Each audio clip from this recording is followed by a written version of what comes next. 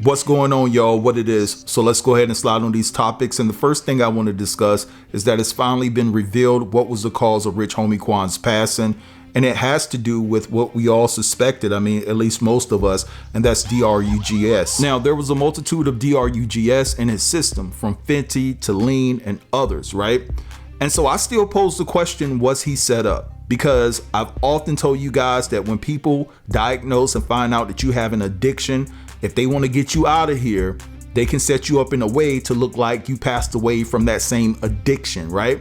So sometimes your addiction can lead to your passing, especially when you're living in a hostile world, a very demonic world, a very secular world, where we know the entertainment business is filled with nothing but demons. Now, just to clarify what I'm saying is that anybody can actually OD. If you have an issue with something, whether it be drinking, whether it be just taking too much over the counter, DRUGS, you can OD, you can have complications that can check you up out of here, right? But in some cases, it doesn't mean that when you have an individual that ODs, that it was intentionally self-inflicted, right? And when you look at Rich Homie Quan's case, I don't care what they're saying out there in the streets to protect his image. I think the brother did a fantastic job with music and his legacy will live on. But make no mistake about it, Rich Homie Quan was set to testify against Young Thug before he passed away. And I got this information from an OG from Bankhead Highway in Atlanta. And you've seen this dude before because he used to roll with one of your favorite rappers from Atlanta. But anyway, I want you guys to check out this clip and I'll be back.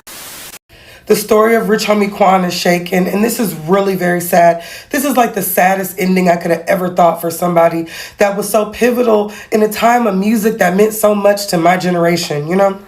Rich Homie Quan's cause of death was released today. There's a lot to the story. Let's talk about it. Rich Homie Quan passed away September 5th, only a month before his birthday, and how he was found on his couch by his girlfriend the next day. He never came to bed. That night, he never came to bed, and she didn't think anything of it. He was just asleep on the couch. She ended up putting a blanket on him and taking her son to school. When she got back, she saw that he still hadn't left the couch. He was not breathing, he was not moving, and he was foaming at the mouth a little bit. She called the ambulance, and by that time, he was too late, and he was, already passed away. His cause of death was caused by his body going into shock with a mixture of in his system, which were methazine, codeine, fentanyl, and this drug right here, alprazolam. And alprazolam ain't nothing but Xanax. Is Xanax is an anxiety medicine. So he was full of alprazolam, codeine, protein. They said THC, but they didn't. That person that didn't do anything. It was just a combo. It was already in him. In the is probably what took him out. Him foaming at the mouth and his body going into shock.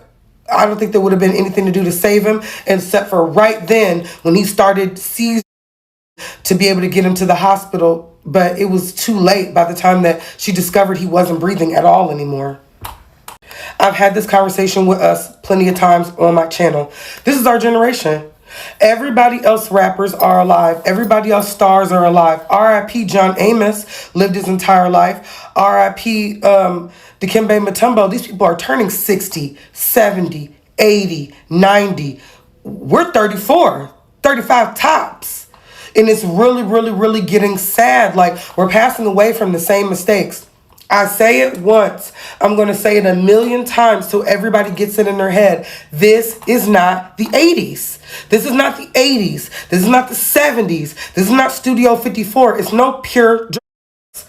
People are passing away in them kitchens. Just cooking it up, they passing away. This ain't the regular that we used to have, baking soda, do whatever. You think you're Frank Lucas. This is not that. This is fentanyl. And the dealer will die. The person transporting it will die, and then the user gonna die. Everybody gonna pass. All because this is way stronger stuff. And we ain't no chemists, and we're in there playing petri dishes with our bodies. I'm sad about Rich Homie Quan because he did have a chance to come back. You was in there with Erica Banks. Not trying to be funny. They could have made them a little hit song. They definitely could have got some radio play. Next summer, give us a little bop. I could see it happening. He didn't have to be done. So this is sad, this is tragic, this is a life loss, another lesson learned, and I'm begging y'all, stop. Y'all let the music control y'all minds. Y'all let the music tell y'all what to do, tell y'all what was cool. Y'all let the music tell y'all who y'all are. Y'all listening to Future saying crazy, and this man got the clearest skin in the world. He don't do none of that stuff. He's selling it to y'all because he know y'all will buy it. So that's what I'm saying. Don't trying to be like some you think is doing something that ain't really doing it. Trust me, it's a trick. It's a trick by the bigger companies to be able to sell their and sell you the music all in the same time. It's a trick. Don't be tricked. Open your eyes. All right, so you guys just heard all of that, and I just want to say I'm a very reasonable man. Sometimes things are just what they are, you know, but it's not above the realm of possibility that this man was set to take the stand against Thug and was set up, because we're talking about Fenty. And that man then knowingly ingests that into his system. He didn't, you know? And so it's just pretty ironic to me that when he was going to take the stand, all of a sudden he passes away. But one could say if he never had an addiction problem, this wouldn't have happened in the first place. And I say that respectfully. But you know how people work in the streets, if they can't get you one way, they're going to get you another way. So, but it wouldn't have happened that way if he didn't have the addiction. But anyway, I want to move along and I want to talk about Patrick Earl Houston. So guys, Project Pat has officially became a pastor in Arkansas. And I'm so happy for this brother that he took it upon himself to change his life. And Project Pat's father, Jordan Houston Sr., was a traveling minister. So Project Pat is no stranger to, you know, church and ministry and things of that nature. So it's in his DNA. And I'm so happy that this brother has chosen to go down this path to affect change within our community. He's taking his testimony to prisons. He's talking to the youth. He's trying to right his wrongs because he knows that his music was poison to our community. But yeah, the word is that Project Pat has become a preacher at a non-denominational church in Arkansas. And so what I want to do right now is play you guys a couple of clips and then I'll be back. Lord, the world done got so crazy. Project Pat started preaching. I am here for it. As a long-time Project Pat fan who's also a Christian, I'm 100% on board with this. Here in Project Pat, spread the word of God. And we got to remake all the songs, Pat. We got to go back. We got to remake them. Praise your Savior if you want to be saved. Your Savior if you want to be saved. All the sinners, I want to be saved. We need it. We got to do it all. We got to go with all. Praise Jesus, Jesus. Praise Jesus Christ. I'm telling you, if you don't love my Lord, you can get from round here. If you don't love my Lord, you can get from round here. I don't know those demons. I don't mess with those demons. I'm here for all of it. Here for every single bit of it. Jesus, I just want to thank you. I'm here for it. Let's go. I'm with all of this. We got to remake all the songs, and we got to have the church turning up on Sunday. I'm telling you, dude, we got to do it. You just call me. We can work on the lyrics together. We'll figure it out. We'll get there. I would like to start off by saying I'm so very, very proud of Brother Pat, Brother Project Pat, as you all may know him. Today he was in Arkansas, and he was at the Kaiser Chapel Church of God, and he preached. I thought he was a deacon, but he preached. I just want to say you can change. So all that bad stuff that they were saying about Pat, hey, he don't even have his goals in his mouth anymore. Look at him. Look at him. Just read that passage up there. I forgot her name, but all you got to do is Google this image and you can find it out. I did. Salute you, Brother Pat, Deacon Pat, Pastor Pat, Preacher Pat, whichever one suits you best. Y'all have a blessed night. All right, so you guys just heard all of that, and I'm so happy for Project Pat. And I hope that this begins a cycle of other individuals. I know that I'm not a Christian. I'm going to keep it all the way real, but maybe this will inspire me to give my life to the Lord, and other individuals that have had a troubled past and are not proud of some of the things that we've done to people in our past, because, you know, growing up young, you wanted to be a thug, you wanted to be a gangster because the music was poison to our communities. And some of us went out there and tried to be those things. And, you know, it's not something to brag about. It's not something to gloat about and be proud of. But at the end of the day, this is really inspiring. I'm really so happy for this man. I really am. And I hope that he continues to spread his testimony and be a positive light and become a beacon of hope for the young children within our community and beyond. But anyway, guys, I want to move on and I want to talk about Jaguar Wright. Jaguar Wright on primetime TV joined Piers Morgan on his show to talk about Beyonce, Aaliyah, Diddy, and things of that nature. And this girl really is bold. She is extremely bold. Now, let me clarify. When I say that Jaguar was on prime time, I don't think this is actually a television show. I think this is Piers Morgan's YouTube channel. Correct me if I'm wrong. I don't watch him enough to know because of some of the things that he has said against my community in the past. But anyway, Jaguar Wright went on to this man's show with all of the theatrics. I mean, she was very, very over the top. They're holding people against their will. I mean, she was really giving it to you. What was she auditioning for? I mean, it was hilarious to me. It was a cackle, not what she was talking about, because listen, there are victims involved in regards to what Jaguar is talking about. We just don't know that some of the things that she's saying, is it factual or is it things that she's made up based off of the fact that she's not where she wants to be as far as her career. Now, I happen to be one of the individuals that gives Jaguar some grace here because listen, if I'm getting information from an industry plug and she was in the industry heavy once upon a time, I'm pretty sure that people have talked to her. I'm pretty sure that she's witnessed some things, right? And I do get the question that everybody asks. They're like, yo, if you witnessed some of these things and you knew some of these things, why didn't you say anything way back then? Well, I'll tell you why she didn't say anything way back when. She thought that she had a promising career on the brink and it didn't work out. And listen, that's not an attempt to take anything away from Jaguar because Jaguar is a dynamic talent. Make no mistake about it. She can sing. She can sing. All right, let's keep it all the way 100. But Lord and behold, she went on Piers Morgan and she did the absolute most. Now, what I'm going to do right here is I'm going to play you guys some clips of people reacting to her interview with Piers Morgan, and then I'll be back to give you some more of my 2 cents, and then I'll close the video. What do you think happened with Kim? Keeping people against their will. Piers Morgan, national TV. You got to go watch it. I mean, when she mentioned Patti LaBelle, I almost punched my phone. Like, why are we giving her a platform? I mean, at some point, y'all tell me if I'm tripping. At some point, it goes from being a victim to being an accomplice. All these years, decades and decades, as she stated in this interview, you knew all this information, but yet I have not seen that one police report. When is someone going to ask her about that? She's profiting off of victims. And it's crazy because if you ask her about what happened to her, she will not tell you. She won't tell you whatsoever.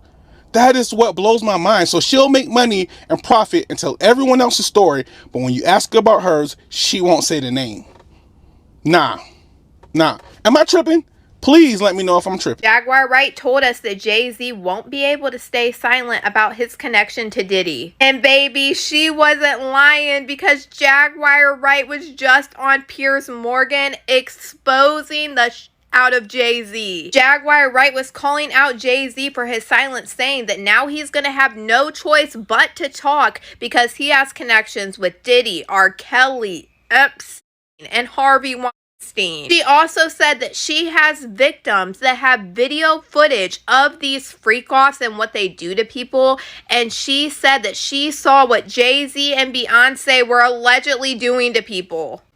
Jaguar Wright even said that Jay-Z is the one that allegedly set up R. Kelly because he knew everything that he was doing and he was doing the same shit. And she said that Jay-Z is the one that funded surviving R. Kelly because his best friend for years is Dream Hampton. And baby, she wasn't lying. Jay-Z and Dream Hampton have been friends for years. She is the one that co-wrote Jay-Z's 2010 memoir, Decoded. And as you can see, her work also includes the 2019 Lifetime documentary, Surviving R. Kelly. Jaguar Wright is saying that Jay-Z set up R. Kelly on purpose when he's doing the same exact shit, just like Diddy. All of this is absolutely insane, and I cannot believe that we have Jaguar Wright on Piers Morgan, but I'm gonna go ahead and roll y'all this clip, and you guys let me know what you guys think about all this in the comments. You want to know why there's no vindication for me?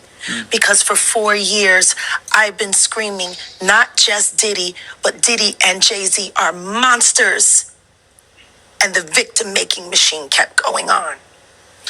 Jay-Z has been notable by his silence since these charges were brought against Diddy. Why do you think that is? Because that's what he does. He starts little fires everywhere, forces everyone involved to go and carry water while he sneaks away without a response. That changes now, Sean. You must respond. You have no choice. Harvey Weinstein, Jeffrey, Robert Kelly, Sean Combs have one person in common, professionally and privately. Sean Carter. This has been a fist of tyranny that has been punching through our culture and our society for decades. It must stop. These charges against Diddy, which if he's found guilty of all this, he's never coming out of prison. How dangerous do you think? Thank God. How dangerous do you think he is as a person? I think he's one of the most dangerous people I've ever met. Everyone knew he was the devil. He's been the devil for 30 years. He's been covered and protected by not only Clive Davis, but Lucian Grange. He was selected to be the demon that he is, to keep the culture in line so the industry could continue to bid for all of its precious jewels. We have too many lost. The list of lost is ridiculous. And everyone knows Diddy was selected for this job. Do you think that if he's cornered in the way that he's been now, that he may start revealing things about other people? He has no choice. His ego and his addiction won't allow him to do anything different. Anybody who thinks he's not going to talk is crazy. He's got everybody on tape. They all know it. It's a mess. Dream Hampton spearheaded the Surviving R. Kelly campaign, which fueled the Me Too campaign. And that was all funded by Sean Carter to make sure that Robert Kelly went to jail. Get his lick back. Why is nobody understanding that Dream Hampton was being financed and ran by Sean Carter? They were able to go and get all of these witnesses because he was there with Robert Kelly. How does Jay-Z sit down with Gayle King and she not ask him one question about the intersection between him and Aaliyah and Robert Kelly? This is insane that people keep refusing to see what's right there. How many victims potentially do you think there could be? Thousands. I've talked to hundreds that I deal with still myself. I have 3 victims right now who are willing to give testimony about not only what Mr. Carter has done to them, but his wife as well. They're a nasty little couple. They do nasty things. What do you think happened with Kim Keeping Porter? people against their will. Putting people on planes while they're unconscious, just like Aaliyah got on that plane. Unconscious. There's a lot of things that people don't want to talk about. Baby, Jaguar Wright done made it to national TV, and she telling on everybody. She done made it off that big blue couch on YouTube to the Piers Morgan show, and she's singing like a canary. She talking about Jay-Z, Beyonce, Diddy, Aaliyah, I'll be sure, and her connection to Kim Porter. When she got to talking about Jay-Z and Beyonce, I ain't never seen Piers Morgan try to get somebody off their damn show so fast. Now, I am a bit curious to know why the media is now reaching out to Jaguar Wright about her experience from what she's either witnessed or gone through in the industry based on the things that we've been hearing about Sean Combs, allegedly. But do you all think that this is by design to push a bigger plan for what they have for Diddy? Or do you think this is by happenstance and they're just now finding out that she's one of the either victims of the industry, or that they're just now learning about the things she's discussed or talks about over the years about what's happening in the industry? Let me know in the comments. I need you guys to tell me that you watched. I need you guys to tell me you've seen Jaguar Wright on Piers Morgan. I need you guys to tell me that that's not is that an SNL skit? Like the way, and the thing is, y'all know I was deep in the Diddy, the whole thing. I was following, I believe Jaguar, but yo, why is she like this? Thousands, if not thousands. I've got 3 victims right now that are ready to confess what happened with Mr. Carter and his wife. They're a nasty little couple. Jaguar, please. No, I need Bowen here ASAP. I need Bowen doing the Jaguar Wright. Yeah, I need his impression right now. I'm surprised they haven't hit that. I'm sorry. Go watch what she was also wearing. Again, I'm not taking away from the story and what she's telling us, because this is serious. It's not a joke. But why does she... I am just like, please. It needs to give serious. Please be serious. But when she's being serious, I can't tell. All right, Patriots. The confessions continue. I've got more tea to spill on P. Diddy, and this one ain't pretty, because it involves one of your most favorite television talk show hosts, Steve Harvey. Yes, apparently there's a little birdie going around Hollywood saying that in the late 90s, Diddy, which I know about this because I had a friend who worked detail on the party, invited Steve Harvey to one of his famous freak-offs and then recorded Steve Harvey in a very compromising position with somebody else, if you know what I mean, which doesn't bode too well for Mr. Family Man, you know what I mean? So the freak-off situation got pretty crazy. There was a tape circulating. I have seen the tape. But the problem here is Diddy has been blackmailing Steve Harvey for the last 25 years, including, and this is also some reports that I've been able to verify, Diddy was dating his daughter, as well as Diddy's son was dating his daughter. And people said reports that Diddy was using her as an ATM machine. It's disgusting to my core to hear accusations like this, and I have to confess this to you people, but the truth must come to light. And all these disgusting stories will be heard. So let me tell you something, folks. If you don't believe this, do your own checking out there. Do your own research and then come back to me and see that I am revealing to you the truth. And I will continue to shed light on all of my beautiful patriots out there. And thank you. I am now at 11,000 followers and I couldn't be happier. Thank you to all of you wonderful patriots in TikTok. Please keep following me. Like I said, my dream is to one day be a comedian. But until then, I will work for this country and you, patriots, over and out. All right, so you guys just heard all of that, and I guess Piers does have a national TV show, and Jag was primetime, and she went on there and took advantage of it to the best of her ability, because she definitely was going for an Oscar with that performance. Now, as far as some of the things she said, I don't think that Jag is lying about everything.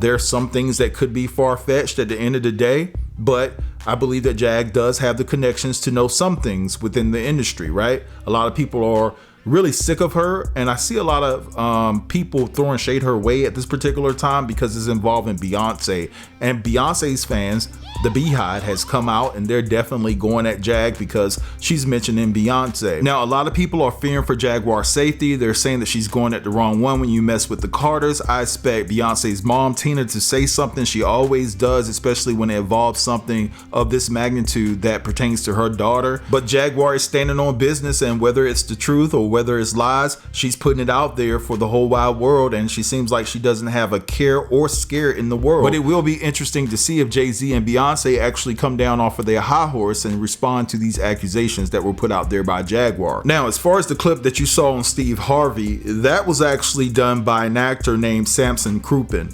and he's a TV executive, producer, and also a writer to add to his resume. And so he has some ties out there in Hollywood. And he's saying that this is what has been told to him.